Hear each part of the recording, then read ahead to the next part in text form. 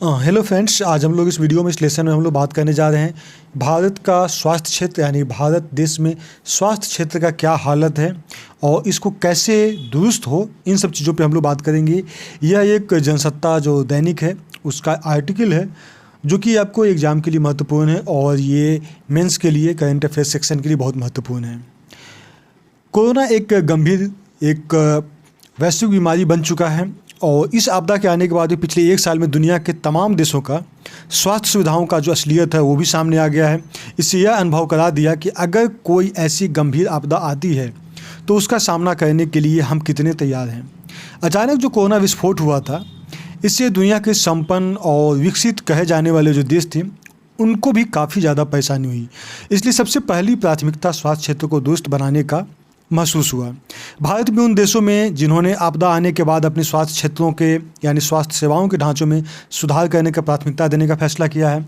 आज भारत में स्वास्थ्य सुविधाओं को जो स्थिति है वह पूरी तरह से संतोषजनक नहीं है, पर्याप्त नहीं है। ऐसे में यही सवाल उठता है कि क्या हम मौजूदा स्वास्थ्य सुविधाओं के बुते कोरोना जैसी महामारी या भविष्य में ऐसी और भी कोई अगर चुनौतियाँ आता है तो क्या उससे जंग लड़ पाएंगे।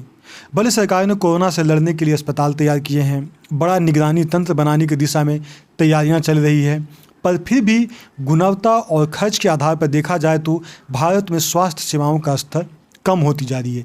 यही वजह है कि आज स्वस्थ भारत का जो निर्माण है एक बहुत बड़ी चुनौती बन चुकी है। अगर कुछ शहर को छोड़ दें तो बाकी शहरों और ग्रामीण इलाकों में स्वास्थ्य सुविधाएँ केवल नाम का है।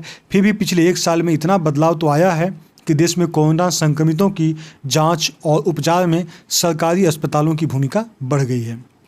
वैश्विक स्वास्थ्य सुरक्षा सूचकांक 2019 इसके अनुसार गंभीर संक्रामक रोगों और महामारी से लड़ने की क्षमता के पैमाने पर भारत विश्व के 195 देशों में 97वें स्थान पर आता है। नेशनल हेल्थ प्रोफाइल 2019 के अनुसार भारत में केंद्र, राज्य और स्थानीय निकायों द्वारा संचालित तकरीबन 26,000 सरकारी अस्पताल हैं। सरकारी अस्पताल में पंजीकृत नर्सों और दाइयों की संख्या लगभग 20.5 लाख और मरीजों के लिए बिस्तरों की संख्या 7,13,000 के करीब है। जबकि देश की आबादी की बात करें तो देश की आबादी 135 करोड़ के लगभग है। ऐसे में प्रत्येक 1 लाख आबादी पर मात्र 2 अस्पताल हैं। प्रत्येक 610 व्यक्तियों पर मात्र 1 नर्स है। प्रति 10,000 लोगों के लिए मुश्किल से 6 बिस्तरों का औसत है। स्पष्ट है कि आबादी को देखते हुए भारत में स्वास्थ्य क्षेत्र की स्थिति बेहद कमज़ोर है। इसलिए कोरोना जैसा महामारी से निपटने के लिए केंद्र और राज्य सरकार को न केवल बड़े स्तर पर रणनीति बनानी होगी बल्कि स्वास्थ्य क्षेत्रों में भारी निवेश भी करना होगा। यह कोई बात नहीं छुपा हुआ कि सरकारी अस्पतालों में जरूरी दवाएं और चिकित्सकों को भी भारी कमी है। इसी कारण स्वास्थ्य कर्मियों पर काम का भी दबाव बना रहता है। फिर भी चिकित्सा जांच के लिए आवश्यक उपकरण या तो उपलब्ध हैं ही नहीं या उपलब्ध हैं भी तो उनमें तकनीकी खराबी आ गई है जिसकी वजह से बेकार पड़े हुए हैं। ऐसे में लोग निजी अस्पतालों की ओर भागने को मजबूर होते हैं। आर्थिक रूप से संपन्न तबके के लोग तो निजी अस्पताल में चले जाते हैं, खर्चा उसका वहन कर लेते हैं, पर मध्यम वर्ग और गरीब तबके के लोग जो हैं इस संकट में फंस जाते हैं। एक रिपोर्ट के मुताबिक देखें तो निजी अस्पतालों के भारी भरकम बिल भरने की वजह से भारत में हर साल करीब 6 करोड़ लोग गरीबी रेखा के नीचे चले जाते हैं। यह वह तबका है जिससे मजबूरी में जान बचाने के लिए कर्ज लेने का मजबूर होना पड़ता है। इस समस्या का बड़ा कारण किफ़ायती और उच्च गुणवत्ता वाली स्वास्थ्य सेवाओं तथा लोगों की पहुंच नहीं हो पाना है। आबादी का एक बड़ा हिस्सा स्वास्थ्य बीमा के दायरे में नहीं है। देश के स्वास्थ्य बीमा के क्षेत्र में लगातार उदारीकरण के बावजूद भी कुल आबादी का 5वें हिस्से से भी कम आबादी स्वास्थ्य बीमा के दायरे में है। विश्व बैंक की एक उस रिपोर्ट पर हम लोग विचार करने की ज़रूरत है जिसमें कहा गया है कि 90% बीमारियों की पहचान की जा सकती है और उन्हें ठीक भी किया जा सकता है। किसी भी देश का विकास योग्य स्वस्थ मानव संसाधन पर निर्भर करता है।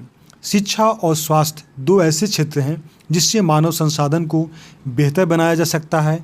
नोबेल पुरस्कार विजेता अर्थशास्त्री प्रोफेसर अमर्त्य सेन का भी कहना था कि उदारीकरण के लिए चाहे जितना भी क्षेत्र खोल दें, शिक्षा और स्वास्थ्य 2 ऐसे क्षेत्र हैं जिन्हें हर हाल में सरकारी क्षेत्र में ही होने चाहिए। Canada, Denmark, Sweden, Norway, Germany, Britain, Japan और ऑस्ट्रेलिया जैसे देशों में दुनिया की सबसे अच्छी स्वास्थ्य सेवाएं प्रदान की जा रही है, पर भारत जैसी बड़ी आबादी वाले देश में बिना अधिक पैसे खर्च किए बेहतर स्वास्थ्य सेवाएं नहीं मिल पाना संभव है। इसमें संदेह नहीं है कि भारत की मौजूदा स्वास्थ्य देखभाल प्रणाली अनेक प्रकार की विसंगतियों से भरा हुआ है, पर यह विडंबना तब है जब भारत में इन समस्याओं से निपटने के लिए सभी जरूरी कार्यक्रम और नीतियां मौजूद हैं। जाहिर है समस्या इन पर ईमानदारी से अमल करने की है। हालांकि राष्ट्रीय ग्रामीण स्वास्थ्य मिशन की घोषणा और क्रियान्वयन से यह उम्मीद जगी थी कि अस्वस्थ भारत का तस्वीर बदल जाएगी, परंतु ऐसा हो नहीं पाया। ब्लूमबर्ग की ग्लोबल हेल्थ इंडेक्स रिपोर्ट के अनुसार स्वास्थ्य सेवाओं की पहुंच और गुणवत्ता के वैश्विक पायदान में भारत 159 देशों की कतार में 120वें नंबर पर आता है। इस मामले में भारत से छोटे और कमज़ोर देश कहीं अधिक बेहतर माने जाते हैं। इस सूचकांक में श्रीलंका 66वें, बांग्लादेश 91वें और नेपाल 110वें नंबर पर आता है। हम सिर्फ अपने पड़ोसी देश पाकिस्तान से बेहतर हैं, जो 124वां स्थान पर है।